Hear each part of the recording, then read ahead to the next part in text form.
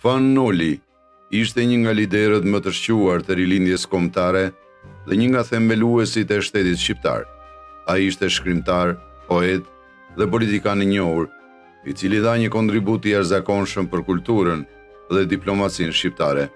Noli gjithashtu ka qenë një figurë kyçe në shpalljen e pavarësisë, duke vepruar si një ambasador dhe një udhëheqës që mbrojti interesat e Shqipërisë në arenën ndërkombëtare.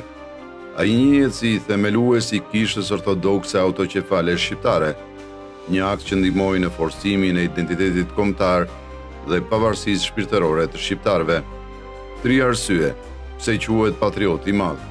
Luftoi për pavarësinë dhe njohjen ndërkombëtare të Shqipërisë. Luajti një rol të rëndësishëm në krijimin e shtetit të ri shqiptar pas shpalljes së pavarësisë. U bë simbol i përpjekjeve për zhvillimin e kulturës dhe identitetit kombëtar shqiptar.